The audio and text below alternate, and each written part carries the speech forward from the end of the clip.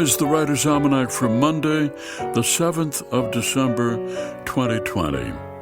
1972, on this date, astronauts on the Apollo 17 spacecraft took a photograph of Earth. The sun was at the astronauts' back. They were 28,000 miles away, and it was a beautiful picture of the Earth, which came to be known as the blue marble, became a symbol of the environmental movement of the 1970s.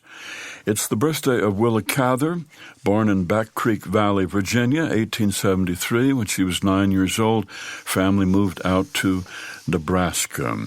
She heard about a farmer out there named Francis Sadilek, a musician who was depressed by life on the prairie, committed suicide shortly after he arrived.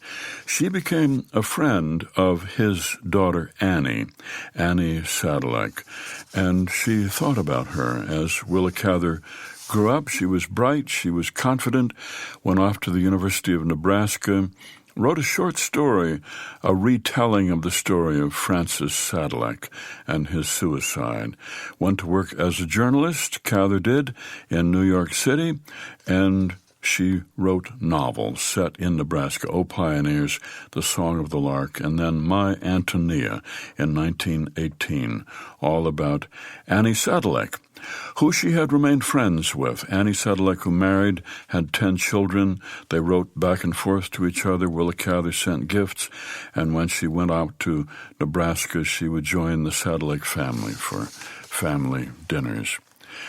It was on this day in 1941 Japanese planes attacked the U.S. naval base at Pearl Harbor. More than 2,300 Americans died in the attack, and the United States joined World War II.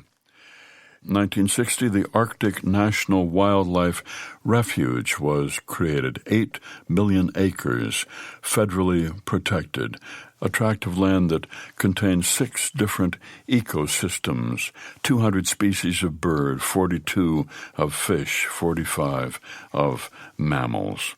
The move to protect the land, the result of the work of a husband and wife team of biologists, Olaus and Marty Murray. It's the birthday of the novelist Susan Minot, Boston, 1956, author of a book of stories, Monkeys, about her own family in New England. Susan Minot, who said, "The word dysfunction has, I think, served its purpose and now has lost its meaning. Every family, like every person, is imperfect after all. The idea that there's a family somewhere who functions is an odd concept." And it's the birthday of Noam Chomsky, the linguist, born Philadelphia in 1928, who said, "We shouldn't be looking for heroes, we should be looking for good ideas." Here's a poem for today by Wendell Berry, entitled The Want of Peace. All goes back to the earth, and so I do not desire pride of excess or power, but the contentments made by men who have had little, the fisherman's silence, receiving the river's grace, the gardener's musing on rose. I lack the peace of simple things.